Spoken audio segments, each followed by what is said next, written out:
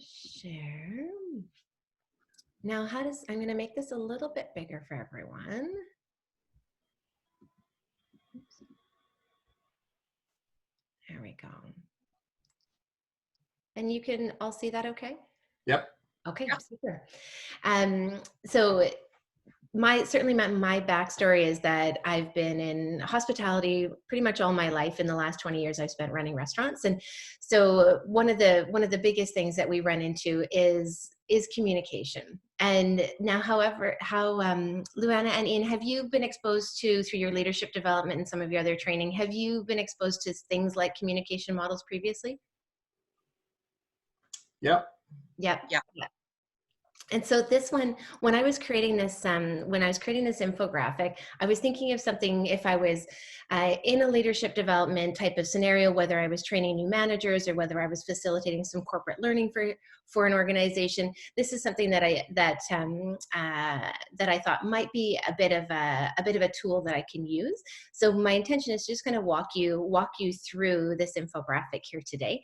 One of the things that I actually did in July, a consultant that I had worked with at my last job, she did a bit of kind of like a crash course on Zoom. And so when I opened the syllabus for this program, I was like, oh, this is fantastic. I just did a little bit of a crash course, and she kind of broke down some of the key components of utilizing Zoom and some of the functions and some of the features.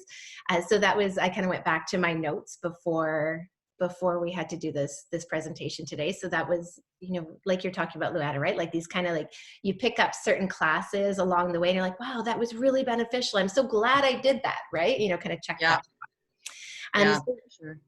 So for today, we're just going to review a communication model. And as I was doing some research, because certainly I've been exposed to this one, and as I mentioned, through a corporate learning organization called Virtus here in Vancouver.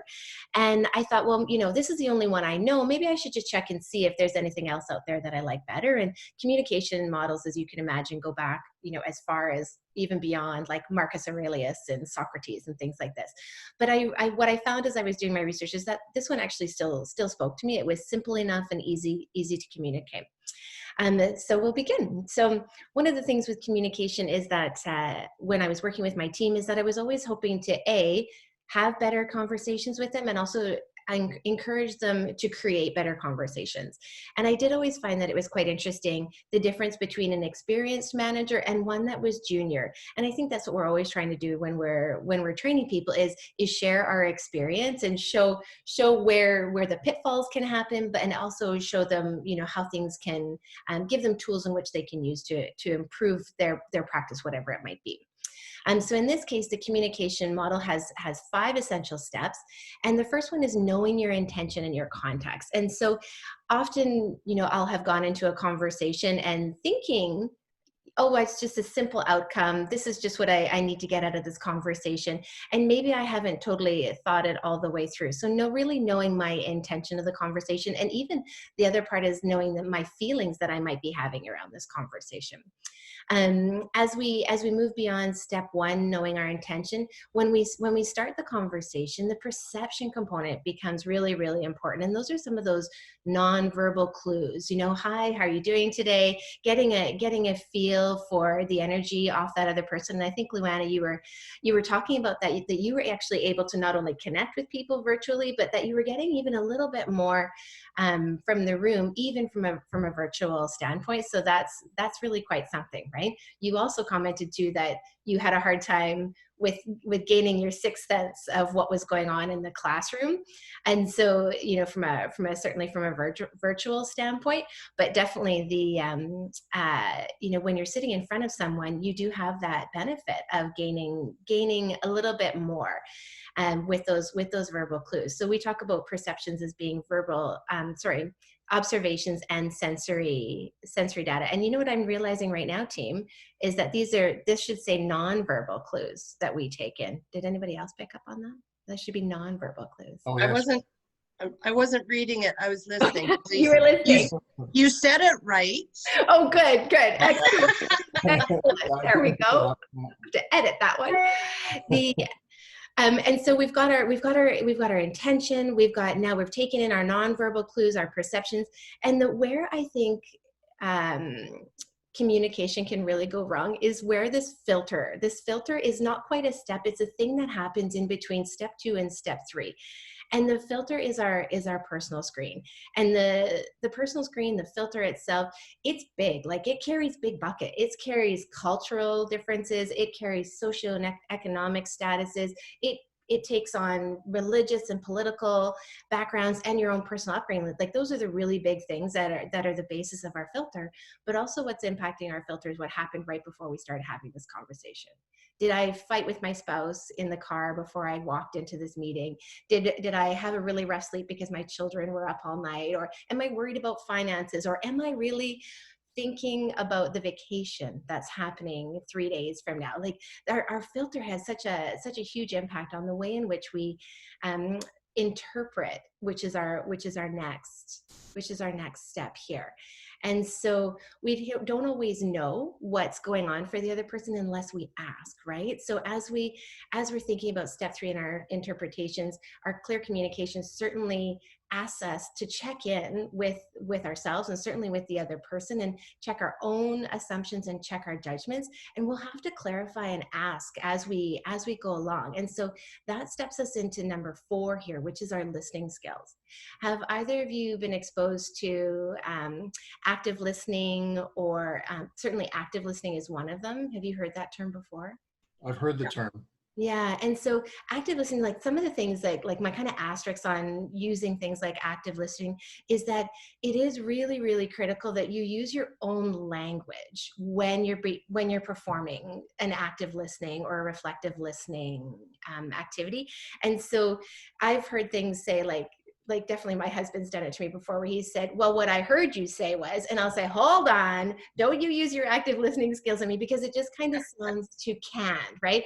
Although the intention is really good, this part of kind of relaying something canned, I think can really take the genuine sentiments out of the conversation. So when I talk about active listening or reflective listening, I like to use things like that, say things like, I want to make sure I understand what you're saying. I want to make sure I got the right impression. I want to, it's important to me to understand what you mean when you say, and like I did include here, what I heard you say was, because sometimes you do actually have to say, what I heard you say was this. And that part of the active or the reflective listening really makes sure that we both are on the same page. It takes into consideration our intentions, it takes into considerations our perceptions, and it takes into consideration, it kind of clarifies our filter too. And then it allows us to get into clear interpretations. So the active listening or the reflective listening, because there's kind of 2 terms used when we talk about listening, those are the things that it's kind of like, it's what ties it all together for us. And those are a really key part. The listening skills are a really key part of any good communication. And in a lot of scenarios, like whether we're talking personally or professionally, there's always we're having a conversation because we need an action, right? There's some sort of either change in behavior or some type of outcome that needs to happen. And this is where I feel like goodwill should be exchanged here. We've had a nice conversation about something, or maybe it's been a tricky and difficult conversation, but hopefully what we've done is we've clarified our intention throughout. We've confirmed that we're both on the same page with this conversation, and that we can also create a good action plan out of it.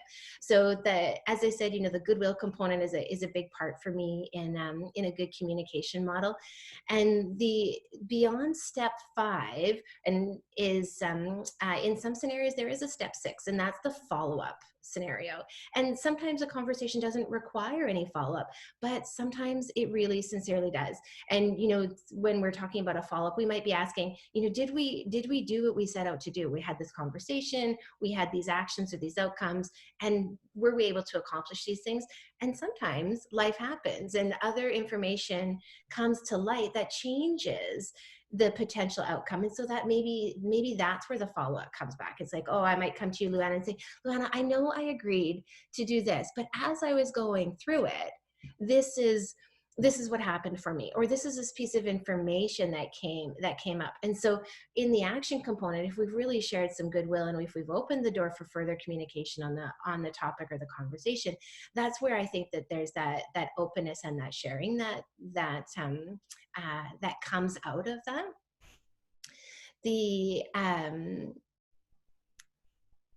And I forgot what I was going to say next. This is the benefit of running with a script, right, Ian? Yeah. So those are the 5 steps. We talked about the 6th step, that potential follow-up. And I think that is it for a communication model. Do you have any questions? I do. I only have one question. Go for it. Did you record? Yes. Oh, Good. God. I hope so. I was pretty sure I did. Okay. Oh, gosh. Maybe not. Stop video. Yeah, it says recording up there. Goodness. Because it didn't give you the permission, did it? Or did it, Luann? No, that's what clued me in. Oh, gotcha. That's scary. Okay. What about you, Ian? Just to be clear, yeah, I do have a red recording button on mine, up left-hand side. Yeah, so it seems like it's recording. The thing that I was thinking about when you were doing, excellent presentation, by the way, and your infographic is kind of the infographic that I wanted to make. You know, simple, clear, like boom, boom, yeah, that's what I wanted to make.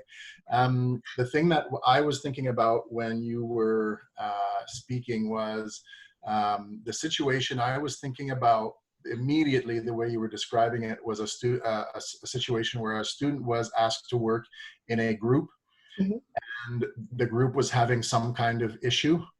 And one student or 2 students came to me and were trying to describe the situation. And so there's very clear intention, like there's a reason for the conversation, and I need to put aside that maybe I am annoyed, it's the end of class and I want to get back to my office and have a coffee or whatever it may be. Yeah. I need to put aside my filter. Anyways, everything you were saying, I was connecting to that exact scenario. And I was completely in agreement with the things that are in not only in the infographic, but what you were saying, and all the ways in which that conversation is impacted, and to have to kind of come back to it and say, so I'm clear that I understand the situation, because oftentimes they're emotional and they're presenting this in a way that is not as clear as it could be. So to repeat it back and make sure that I understood the exact sort of your intention here, right? So that was very good. I really was able to put that into the context of my life. I'm glad it was relevant. And I kind of joke about it, right? Like personally and professionally, conversations or communication is tricky, right? Yeah. People, tricky. Super tricky. People, tricky, crazy. Carolyn, I thought it was great. You have the nicest way. Oh, thanks. Because you're so, you know what? You're so genuine. Because when most people don't really say, I want to know because I care. But you genuinely say that because you really do care. Yeah. It's not, for bottom line that I can see. I mean, I'm sure there's some factor in there, as there always is, but you're so genuine. I love the content. With your permission, I'm going to steal your format here, because for a lot of the work that I do, sometimes this is all that's able to, this amount of information on one page is all that's able to enter the brain of someone who's been traumatized, right? Oh, sure. Yeah, absolutely. Oh, right. And yeah. even, So, so even stripped down a little bit, but I love it. I think it's very eye-catching. Yeah, I think you just did a great job. And of course, I love the topic. Right? Start with the hot topic. I love pizza though too. I know. I'm hungry. I did actually learn stuff out of that, Ian. So I was like, ooh, yeah, great, interesting. Nice.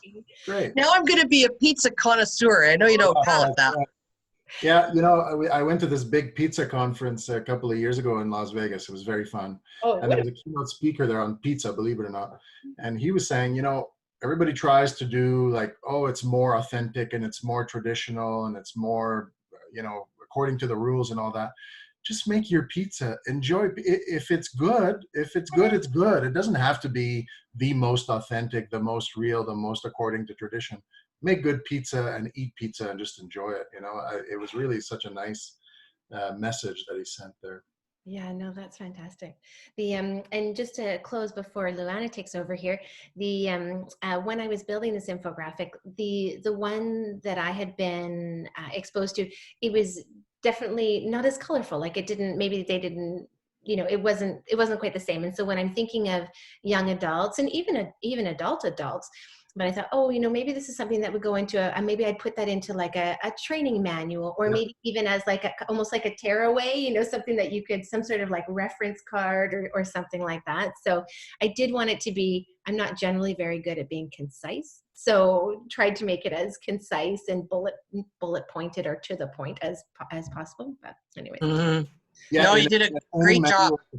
in a training manual for managers for in the restaurant world, this would be awesome. This would be awesome because communication is one of the trickiest things. Have it as a little poster in the office where the managers sit, Right. you know, it's always in their face. Make sure that when you're having conversations with your staff that you sort of, there's a purpose for it, that you know what the intention is and all that. I think it's great. Yeah, really nice. And I now remember what I was going to say to close. The difference between experienced managers and junior managers. It was really interesting in a manager meeting we had, and we were talking about communication. And another manager that I totally respect, definitely has less tenure than I did, but you know, when we talked about intention, it was like, well, we need this to happen like this, like this, like this, by these dates and these times. And I remember thinking to myself, I'm like, oh, you know what? That's exactly where he is in his own personal development. Because as he grows and the more times he sits down in conversations, he's going to realize that there are all these other factors. And sometimes the outcome of the conversation is just to simply better understand the situation. You know, like better understand the situation. And then maybe the next conversation, we can get to some of those tangible actions, but we might have to do the kind of the back work first and understand what happened and understand everybody's position on it before we can say, well, I need to make sure you do this, this, and this by these times. So that was kind of what I learned. Carolyn, my question is, what do you do with his body until he catches up? Well, Bury it?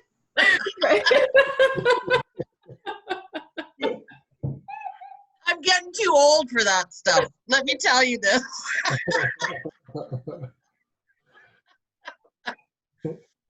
Don't you talk to me like that, young man.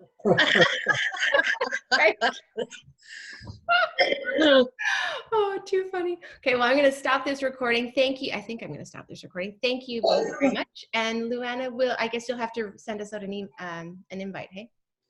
I'll resend the invite. I'll see if I can just change the time. Did you try that? I didn't. Let me know how that goes. Okay. Yeah, I'll let you know. I see you didn't offer to do it for me, so. Have you guys got enough time to take 5? Yep. Do you, Ian? Okay, great. Yep. Yeah. Okay. Good. I'll see you in just a few minutes.